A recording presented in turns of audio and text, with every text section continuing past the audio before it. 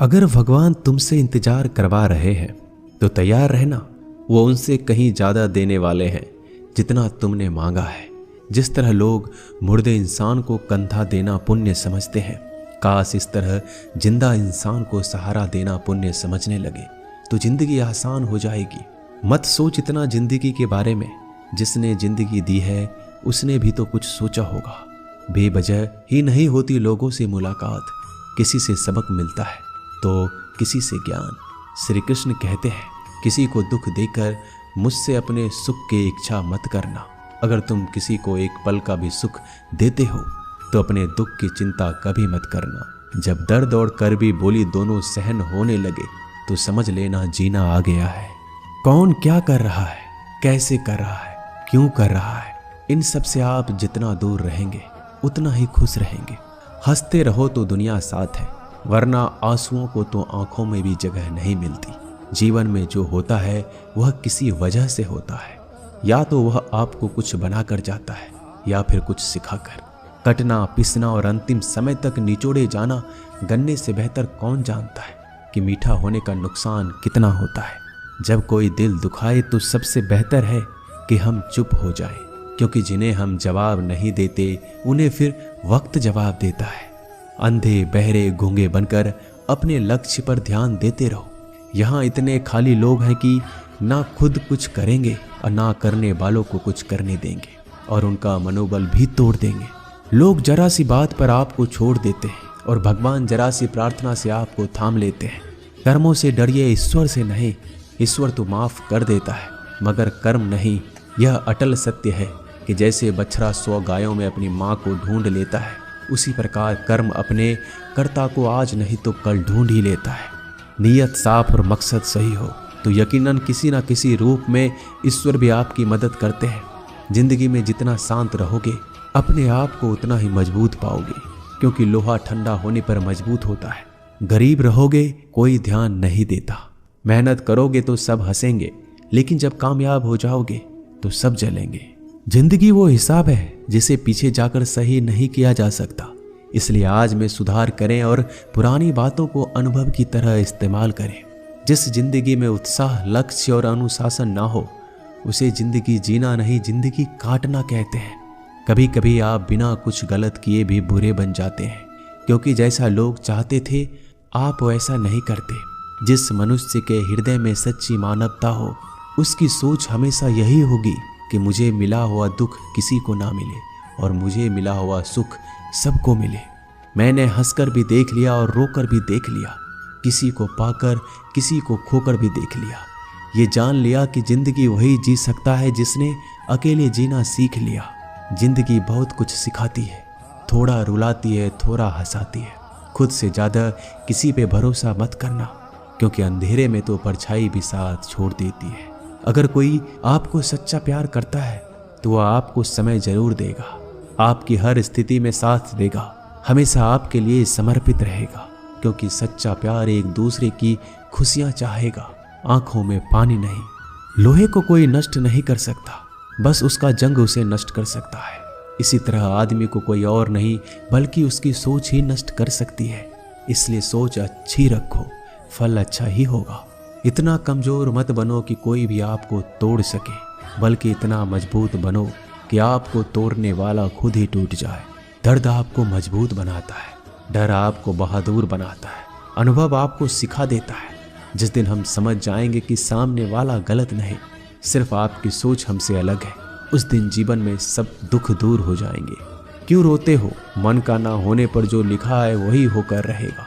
एक रास्ता बंद करने से पहले भगवान 10 रास्ते खोल देते हैं। गर्मी के मौसम में पत्ते सूखने के बाद भी पंछी घोंसला नहीं छोड़ते, क्योंकि वो जानते हैं फिर से बरसात आएगी और पेड़ पर नए पत्ते आएंगे। जो हुआ उसे भूलकर नई शुरुआत करो और याद रखो, जिसका कोई नहीं होता उसका भगवान होता है। मतलब से जुड़े रिश्ते मतलब तक साथ देते हैं, लेकिन दिल से जुड़े रिश्ते आखिरी सांस तक निभाते हैं। अच्छा काम करते रहो, चाहे कोई सम्मान करे या ना करे, क्योंकि सूर्योदय तब भी होता है जब करोड़ों लोग सोए रहते हैं। दुनिया में हर एक काम आसान है, केवल अंदर से आवाज आनी चाहिए। हमेशा मेहनत और उस परमात्मा पर विश्वास रखना ही सफलता का सूत्र है। जीवन में सबसे बड़ी गलती वो है जिस गलती से हम कुछ सीख नहीं पाते। जो व्यक्ति अपने मन को काबू में कर सकता है वह जिंदगी में कुछ भी कर सकता है। इंसान की अच्छाइयों पर सब खामोश रहते हैं, लेकिन चर्चा अगर बुराई पर हो तो गूंगे भी बोल पड़ते हैं।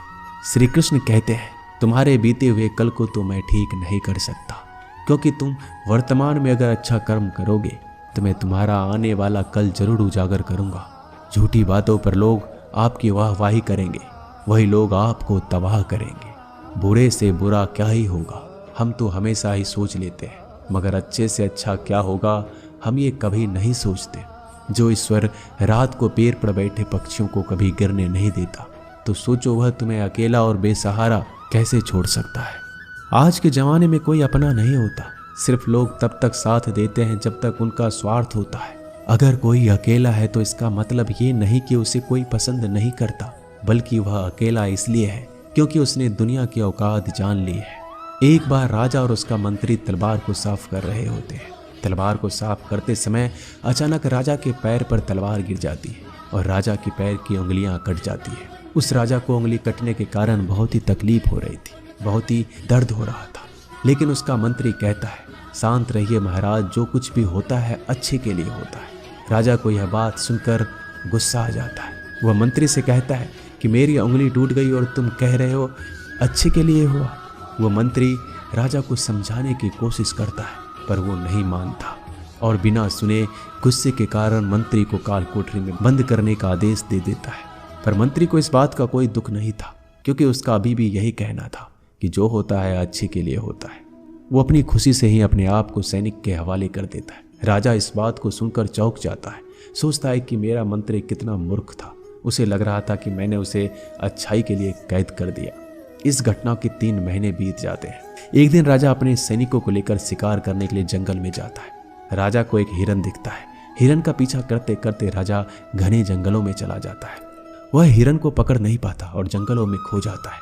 वो बाहर आने के लिए रास्ता ढूंढता है, लेकिन रास्ता उसे नहीं मिलता। तभी कुछ आदिवासी लोग उसे घेर लेते हैं। उन लोगों को पता नहीं था कि वह राजा है। वो लोग अपने देवता को बलि चढ़ाने के लिए एक इंसान को ढूंढ रहे थे। आदिवासी लोग राजा को पकड़कर अपने इलाके में ले जाते हैं। राजा उनको बार बार समझाने की कोशिश करते हैं, लेकिन वो लोग कुछ भी नहीं समझ रहे थे। वो लोग खुशी से नाचते हैं और राजा को नहलाकर बलि चढ़ाने के लिए उनको कपड़ा पहनाते हैं। अब राजा को लगता है कि वो मरने वाला है। जब आदिवासी लोगों का मुखिया राजा को मारने जाता है, तब देखता है कि राजा के पैर की उंगली कट चुकी है। इसको देखकर उसका मुखिया कहता है कि इस इंसान की बलि नहीं दी जा सकती, क्योंकि ये इंसान पूरा नहीं है, एक अंग कटा हुआ है, और उनके भगवान को एक पूरे इंसान की बलि ही दी जा सकती है। अगर ऐसे इंसान की बलि दी जाए जिसका अंग पहले से कटा हुआ है, तो उनके देवता खुश होने की जगह नाराज हो जाएंगे। फिर वो लोग राजा को छोड़ देते हैं। राजा खुशी खुशी अपने महल चला जाता है और सोचता है, अगर मेरी उंगली उस दिन ना कटी होती तो आज मेरी मौत हो जाती। इसका मतलब मंत्री सही कह रहा था, जो कुछ होता है अच्छे के लिए होता है। फिर राजा अपने सैनिकों को आदेश देता है कि जल्दी से जाकर मंत्री को रिहा किया जाए। फिर राजा मंत्री को अपना पद वापस देते हैं और पूछते हैं, मंत्री, उस दिन मेरी उंगली कट गई, मेरे लिए अच्छा हुआ, मैं मान गया, लेकिन तुम जेल में हो, इससे तुम्हारा क्या अच्छा हुआ। मंत्री खुशी खुशी राजा से कहता है, महाराज, आप शिकार के लिए जाते तो आपके साथ मुझे भी आना पड़ता, और अगर मैं आपके साथ जाता तो वो लोग मुझे मार देते। मंत्री की बात सुनकर राजा को समझ आता है कि जो भी हमारे जीवन में होता है वो अच्छे के लिए होता है। अगर हम अपने जीवन में देखें तो हमारे जीवन में भी कुछ मुश्किलें आती हैं। हम उनका सामना नहीं करते, हम उनको ही दोष देते हैं।